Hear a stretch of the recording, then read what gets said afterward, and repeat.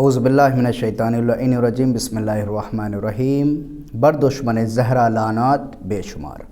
مومنین، جیسے کہ علامہ فاروق رضوی خان جو ہیں وہ ابو بکر کی فضیلت بڑھانے کے لیے جھوٹے واقعات، جھوٹی حدیث جو ہے نا بیان کرتے رہتے ہیں۔ اب بہت سے لوگ اپنے ہی میرے یہ کہتے ہیں کہ وہ کر رہا ہے تو اس کو کرنے دینے، اس سے کیا لینا دینا ہے، تمہارا کیا تعلق ہے؟ نہیں، میرا ہر اس شخص سے لینا دینا ہے جو زہرا کا دشمن ہے، جو زہرا کے دشمن کو اپنا دوست سمجھتا ہے، میرا ہر اس شخص سے لینا دینا ہے۔ ہم اس کو چھوڑ نہیں سکتے، بالکل بھی نہیں چھوڑ سکتے۔ سب سے پہلے ابو بکر کا جو ایک جھوٹا واقعہ جو ہے وہ انہوں نے جو روایت بیان کی ہے، اس روایت کی حقیقت کیا ہے وہ ہم آپ تمام مومنین کی خدمت میں پیش کرتے ہیں۔ سب سے پہلے آپ ان کا علامہ فاروق رضوی خان جو ہیں ان کا یہ بیان سنیں۔ اللہ کیا ہوتا ہے؟ انگوٹھی لے جاؤ، اس پر لفظ اللہ کو دعا کے لکھا۔ اب انگوٹھی لے جا رہے ہیں تو حضرت ابو بکر کے دل میں خیال آیا، صرف اللہ مناسب نہیں لگ رہا ہے، ساتھ میں رسول کا بھی نام ہونا چاہیے، کیونکہ بھائی جہاں اللہ ہے وہاں رسول ہے، جہاں رسول ہے وہاں اللہ ہے، یہ ذات جدا ہو ہی نہیں سکتی۔ بے شک وہ خدا نہیں لیکن وہ خدا سے جدا بھی نہیں۔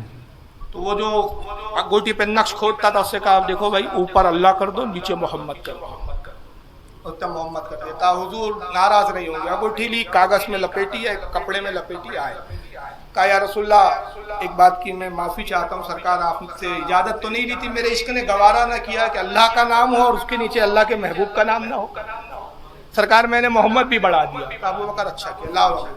سرکار نے انگوٹھی لیا، جب دیکھی تو کیا تھا؟ اوپر اللہ نیچے محمد، پھر اس کے نیچے تھا صدیق۔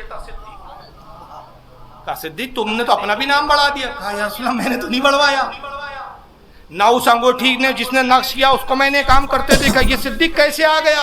ابھی گفتگو ہو رہی تھی کہ جبریل آتے کہتے یا رسول اللہ اللہ اور محمد تو ابو بکر نے بڑھوایا، اور اللہ نے کہا صدیق کو گوارا نہیں کہ اللہ کے ساتھ محبوب نہ ہو، اور اللہ کو گوارا نہیں کہ محبوب کے ساتھ صدیق نہ ہو۔ تو مومنین یہ واقعہ سنا ہے، کیا نبی نے انگوٹھی دی ابو بکر کو کہ ابو بکر جاؤ اس انگوٹھی میں ذرا نقش کروا لاؤ، اس پہ اللہ لکھوا دینا۔ تو وہ گئے، ابو بکر نے کیا کیا، اس پہ محمد لکھوا دیا۔ جب انگوٹھی کھولی گئی تو اس میں محمد کے نام کے ساتھ ساتھ صدیق بھی لفظ موجود تھا۔ سب سے پہلے یہ واقعہ جو ہے کسی بھی کتاب میں سب سے پہلے موجود نہیں ہے، اگر موجود ہے تو علامہ فاروق رضوی خان صاحب سنیں، آپ جس کو صدیق کہہ رہے ہیں نا، صدیق اس سے مراد پھر یہاں پہ ابو بکر ہرگز نہیں ہے، بالکل بھی مراد یہاں پہ ابو بکر ہے نہیں، قطعاً مراد نہیں ہے۔ کیوں؟ اس کی وجہ ہم بتا رہے ہیں۔ اگر صدیق آپ یہاں پہ بتا رہے ہیں، اگر آپ کے مطابق ہم یہاں پہ مان لیں گے کہ اگر انگوٹھی کے اوپر محمد کے نام کے ساتھ صدیق کا نام لکھا تھا تو وہ کیا نام، صدیق سے مراد جو ہے وہ ابو بکر نہیں ہے بلکہ مولائے متقیان حضرت علی بن ابی طالب علیہ السلام ہے، کیونکہ علی سے بڑھ کے کوئی صدیق ہے نہیں نبی کے بعد۔ کیوں؟ آپ وہ دیکھیں، آپ نے تو فی الحال یہ جو واقعہ بیان کیا ہے نا، اس کی آپ نے سند بیان کی، نہ روایت بیان کی ہے، نہ راوی بیان کیا، کچھ بھی بیان نہیں کیا۔ میں آپ کو بتاتا ہوں، میں آپ کو قرآن مجید کی سورہ مباہلہ کی وہ آیت لے کے آئیے، کون سی کہ جس میں جھوٹوں کے اوپر لعنت کرنا تھا۔ اس میں کیا ہوا؟ نبی کس کو لے کے گئے؟ یہ علامہ فاروق رضوی خان صاحب، یہ میرا آپ سے سوال ہے، آپ بتائیں کہ نبی جو ہے جب جھوٹوں پہ لعنت کرنے کے لیے لے کے جا رہے تھے تو ساتھ میں کس کو لے کے گئے تھے؟ کیا ان کو لے کے گئے تھے جن کو آپ صدیق مانتے ہیں، یا نبی ان کو لے کے گئے تھے جو اللہ کی نظر میں صدیق ہیں؟ آپ بتائیں۔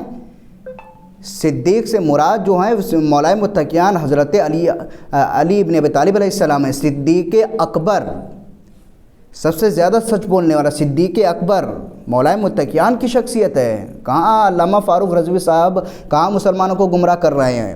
کیا ابو بکر، کیا آپ ہمیں بتائیں، میرا آپ سے ایک سوال ہے، آپ اپنے آپ کو اتنا بڑا عالم دین سمجھتے ہیں، اتنا سب کچھ سمجھتے ہیں، آپ میرے ایک سوال کا جواب دیں، کیا نبی مباہلے والی جب یہ آیت نازل ہوئی کہ وَأَنفُسَنَا وَأَنفُسَكُمْ، کیا نبی اس انفسنا و انفسکم کی جو آیت ہے اس کی جگہ کیا صحابہ کو لے کے گئے تھے؟ کیا ابو بکر کو لے کے گئے تھے؟ کیا عمر کو لے کے گئے تھے؟ کس کو لے کے گئے تھے؟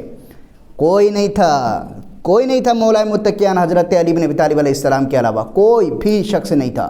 کیوں؟ کیونکہ مقصد تھا جھوٹوں پہ لعنت کرنا، مقصد تھا جھوٹوں پہ لعنت کرنا، اور لعنت وہی کر سکتا ہے علامہ فاروق رضوی خان صاحب کہ جس نے کبھی جھوٹ نہ بولا ہو، جس نے کبھی جھوٹ نہ بولا ہو، کیونکہ لعنت جو ہے نا ریٹرن ہوتی ہے، واپس ہوتی ہے، وہ تلاش کرتی ہے کہ اس کا حقدار کون ہے۔ جب کوئی لعنت کرتا ہے تو لعنت جو تلاش کرتی ہے کہ اس کا حقدار کون ہے، اگر وہی شخص جھوٹا ہو تو لعنت واپس بھی آ جاتی ہے۔ علامہ فاروق رضوی خان صاحب تو صدیق سے مراد، آپ کے واقعے کو اگر ہم مان بھی لیں تو صدیق سے مراد مولائے متقیان حضرت علی بن ابی طالب علیہ السلام ہیں، نہ کہ ابو بکر ہیں، ورنہ مباہلے والی آیت آپ قرآن مجید سے نکال نہیں سکتے۔